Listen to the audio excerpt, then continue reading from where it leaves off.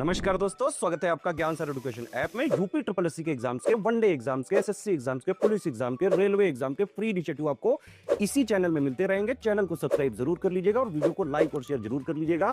और हमारे ऐप ज्ञान सर एजुकेशन ऐप को गूगल प्ले स्टोर से आप इंस्टॉल जरूर कर लीजिएगा। इसमें सारे वनडे के एग्जाम्स के कोर्सेज आपको मिलेंगे बहुत ही कम दामों में। तो दोस्तों यूपीएसआई के पीवाईक्यू सीरीज़ में आज 2021 का जो शिफ्ट 2 में पेपर हुआ था उसको देख लेते हैं। ठीक है, तो उसकी हिंदी देखेंगे हम लोग। पहले हिंदी और पूरे जीएस जितने भी यूपीएसआई के पेपर हुए हैं पहले इन्हीं को कर रहे हैं, उसके बाद मैथ्स रीजनिंग करेंगे। ठीक है, तो मैं एक वीडियो हिंदी का, एक जीएस का आपको पेपर 1 शिफ्ट का करा चुका हूँ, अब ये दूसरा है। चलिए, पहला कह रहा है क्वेश्चन, देरिदा का जन्म कहाँ हुआ है। तो देरिदा एक दार्शनिक है जो अल्जीरिया में जन्मे थे, बाद में फ्रांस शिफ्ट हो गए थे ना, तो बहुत अच्छे दार्शनिक है, इनकी किताबें काफ़ी ज़्यादा प्रचलित है। तो देरिदा का जन्म अल्जीरिया में हुआ था। अगला कह रहा है राम गया, इस वाक्य में कौन सा काल है भाई। राम गया, तो इसमें कौन सा काल है, सामान्य भूतकाल है इसमें, है ना, सामान्य भूतकाल। इस तरह के प्रश्न पूछे जाते हैं। राम बहादुर है, इस वाक्य में कौन सा शब्द विशेष है। तो विशेषण विशेष तो आता ही है ना। विशेष क्या है, राम, क्योंकि किसकी बात कर रहा है, राम की बात कर रहा है ना, बहादुर होने की, तो राम विशेष हो जाएगा, है ना, बहादुर विशेषण हो जाएगा। अब इस तरह का सवाल जो आता है ये आपको दिया होता है, क्या एक गद्य दिया है, इसको पढ़ना है कि हमारे देश भारतवर्ष में शोषक और शोषित वर्ग का संघर्ष आज भी जारी है। इन दोनों वर्गों के संघर्ष में भ्रष्टाचार का जन्म लेना स्वाभाविक है। देश की पूंजीवादी व्यवस्था में साधारण जनता बुरी तरह से पिसती जा रही है। तो इसको आपको पढ़ना होता है, बहुत ही आसान। कह रहा किस प्रवृत्ति ने भ्रष्टाचार को और अधिक बढ़ावा दिया है। तो यहाँ से आप पढ़ो, विकास के समस्त साधन पूंजीपतियों के हाथ में है। साधन विपन्नता एवं आर्थिक संकट के मध्यम वर्ग एवं निम्न वर्ग को पराजित करा है, मतलब, और देश का कर्मठ ईमानदार बुद्धिजीवी एवं सर्वहारा वर्ग मेहनत की कमाई करके भी 2 जून की रोटी जुटा सकने में असमर्थ है। देश का सारा सरकारी तंत्र स्वार्थ लिप्सों के हाथों में फंस चुका है, नौकरशाही निरंकुश होकर भ्रष्टाचार में लिप्त है। शासन व्यवस्था से जड़ा हुआ आदमी स्वार्थ केंद्रित हो गया है और हर आदमी अपनी कार्य सिद्धि के लिए उन कथित भ्रष्टाचारियों का साथ देने के लिए विवश है। ईमानदारी और नैतिकता के बलबूते कोई भी काम करवा पाना असंभव है। तो यहाँ देखिए, ईमानदारी नैतिकता यानी रिश्वतखोरी की बात कर रहा है ना, तो इस तरह का प्रश्न है। और नहीं तो आगे भी आपको मिल जाता है। रिश्वतखोरी की बढ़ती प्रवृत्ति ने भ्रष्टाचार को और अधिक बढ़ावा दिया है। तो भ्रष्टाचार को बढ़ावा किसने दिया, रिश्वतखोरी ने। ये तो गद्य मतलब मोस्टली आप सभी लोग सही कर लेंगे।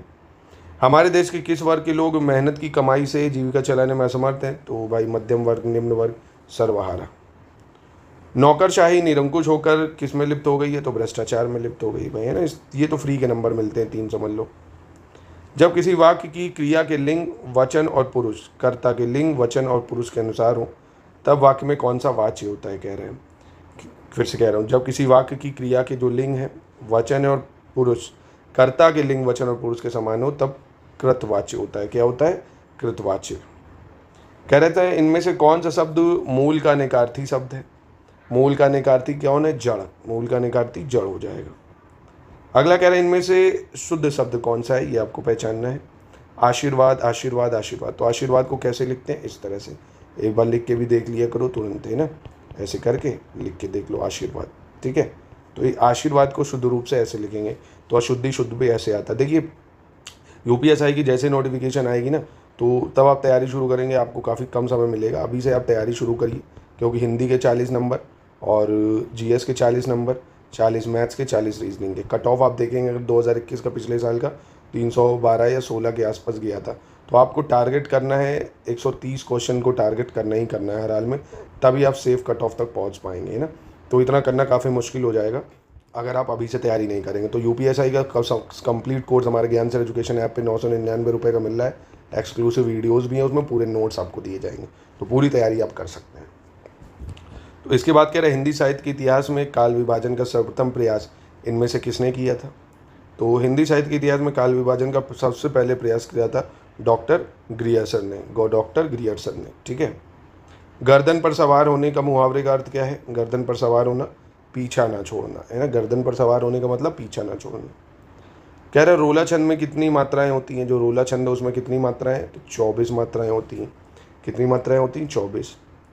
कह रहे थे इनमें से पांडित्य में प्रयुक्त प्रत्यय कौन सा, पांडित्य। तो पांडित्य में या प्रत्यय लगा हुआ है, कौन सा, या, है ना। पंडित होता है, या प्रत्यय लग गया, पांडित्य बन गया। विद्यापति द्वारा रचित कितने ग्रंथ अवहट्ट में हैं। तो विद्यापति द्वारा रचित कितने ग्रंथ अवहट्ट में है, 2 ग्रंथ अवहट्ट में है। ठीक है, फिर कह रहा है इनमें से निजवाचक सर्वनाम का प्रयोग किस वाक्य में हुआ है। निजवाचक सर्वनाम, आज अपनापन कहाँ है, यह समस्या मैं आप ही हल कर लूँगा।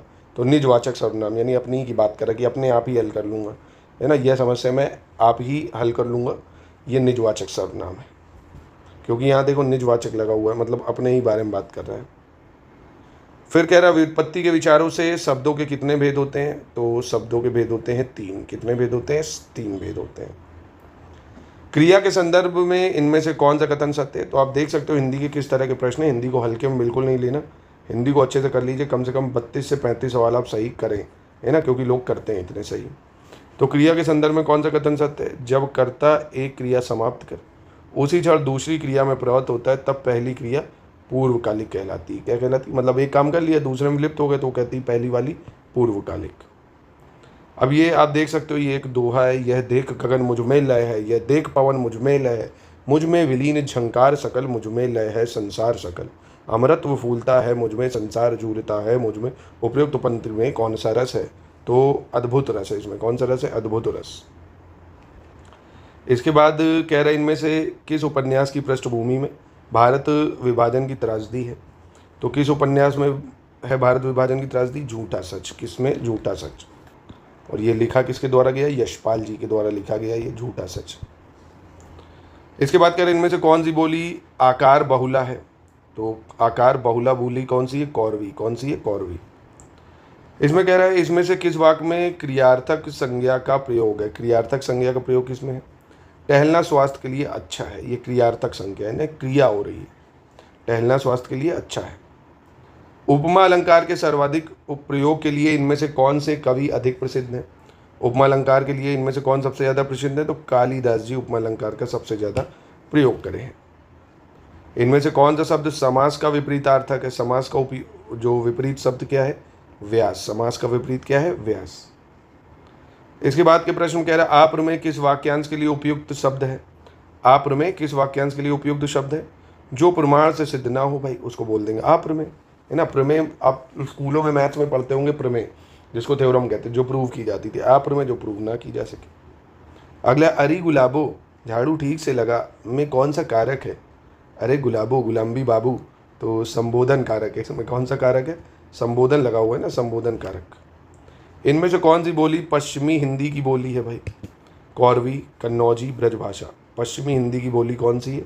तो ये तीनों ही पश्चिमी हिंदी की बोली है। इनमें से वारकारी संप्रदाय के प्रवर्तक कौन है। वारकारी संप्रदाय के प्रवर्तक कौन है? इनमें से ज्ञानेश्वर। कौन है? ज्ञानेश्वर जो है ये आपके वारकारी संप्रदाय के प्रवर्तक हैं। इनमें से विस्मय आदि बोधक अव्यय का उदाहरण कौन सा है। विस्मय आदि बोधक अव्यय का उदाहरण धन्य धन्य, ये विस्मय आदि बोधक का उदाहरण है। कौन? धन्य धन्य। वियोग के अंतर्गत कितनी काम दशाएं मानी गई हैं। वियोग के अंतर्गत कितनी काम दशाएं मानी गई हैं। तो 10 काम दशाएं वियोग के अंतर्गत मानी गई हैं, 10। अगला कह रहा पा वर्ग का उच्चारण स्थल क्या है। पा वर्ग, तो पा वर्ग, पा आप ओंठ से बोल रहे हो ना, ओस्ट, है ना, उच्चारण स्थल ओस्ट हो जाएगा। सफेद कमीज में कौन सा विशेषण है। तो सफेद कमीज में गुणवाचक विशेषण है। कौन सा विशेषण है? गुणवाचक विशेषण। कह रहा सन 2010 में साहित्य अकादमी पुरस्कार इनमें से किस रचनाकार को मिला है। 2010 में साहित्य अकादमी पुरस्कार मिला है उदय प्रकाश को। किसको? उदय प्रकाश को। मलबे का मालिक कहानी के रचनाकार इनमें से कौन है। मलबे का मालिक, तो मलबे का मालिक कहानी के रचनाकार है मोहन राकेश। कौन है? मोहन राकेश। उपविराम का प्रयोग इनमें से किस वाक्य में हुआ है। उपविराम, तो उपविराम का प्रयोग देखो यहाँ तो सब कॉमा कॉमा लगा है, इनमें उपविराम का प्रयोग है। मिश्र बंधु 3 है, गणेश बिहारी, श्याम बिहारी और सुखदेव बिहारी। ठीक है। इनमें से किस वाक्य में अर्धविराम का प्रयोग हुआ है। तो अर्धविराम आप देख सकते हो ऐसे लगा हुआ है जो, तो ये अर्धविराम लगा है। इससे दूर रहो, आलस्य मनुष्य का शत्रु है, इससे दूर रहो, है ना। तो ये विराम चिन्ह, अर्धविराम चिन्ह, पूर्ण विराम चिन्ह, इस टाइप के संबोधन चिन्ह ये आता है एग्जाम में, ये भी आपके सिलेबस में है। फिर कह रहा है जिस समास में दोनों पद प्रधान होते हैं तथा जिसमें समुच्चय बोधक अव्यय का लोप कर दिया जाता है उसे क्या कहते हैं, है ना। दोनों पद प्रधान जिसमें होते हैं उसमें द्वंद्व समास कहते हैं, द्वंद्व समास। भारत में संवैधानिक रूप से हिंदी का क्या स्वरूप है। तो हिंदी भाई राजभाषा है। हिंदी क्या है? राजभाषा हिंदी। ठीक है। इनमें से कौन सा शब्द इंद्र का पर्यायवाची नहीं होगा, ये आपको बताना है। जीमूत वाहन, वासव, शक्र या पुलोजमा। तो पुलोमजा जो है ये इंद्र का पर्यायवाची नहीं है, क्योंकि पुलोमजा जो है ये शची का पर्यायवाची है। अब शची आपके मन में आएगा कौन है भाई, तो ये इंद्र की पत्नी जो थी, है ना, इंद्र की पत्नी थी, उनका पर्यायवाची है ये। ऐसा फूल जो पूरा खिला ना हो, इसके लिए उपयुक्त शब्द क्या है, मुकुल बोलते हैं। जो पूरा फूल खिला ना हो उसको बोलते हैं मुकुल। ऐसा फूल जो पूरा ना खिला हो, मुकुल। इनमें से कौन भारतेंदु युग के रचनाकार नहीं है भाई, भारतेंदु युग के रचनाकार कौन नहीं है, रामचंद्र शुक्ल जो है ये भारतेंदु युग के रचनाकार नहीं है, क्योंकि यहाँ शुक्ल युग के रचनाकार इनको समझा जाता है ना, शुक्ल युग लग जाएगा तो ये हो जाएगा। तो ये 40 प्रश्न आए थे, आपको कोशिश करनी है आप 32 से 35 प्रश्न सही कर पाए ना, 32 से 35 यहाँ, फिर कम से कम 30 सवाल तक आप कोशिश करिए जीएस में सही करिए। अगर जीएस आपकी अच्छी है तो 5 सवाल और इसमें बढ़ाने की कोशिश करिए, उधर मैथ्स में 5 काटने की कोशिश कर दीजिएगा अगर मैथ्स टफ है आपकी। देखिए सिंपल फंडा है, मैथ्स अच्छी है तो मैथ्स में सवाल बढ़ाइए, रीजनिंग में बढ़ाइए। जीएस हिंदी अच्छी है तो इधर कोशिश करिए कम से कम 70 इधर निपटाओ, 60 यहाँ निपटाओ, है ना। और अगर उल्टा कर सकते हो, मैथ्स रीजनिंग अच्छी है तो 70 यहाँ करो, 60 यहाँ करो। 130 का टारगेट आपको बनाना होगा, तभी आप कट ऑफ क्लियर कर सकेंगे।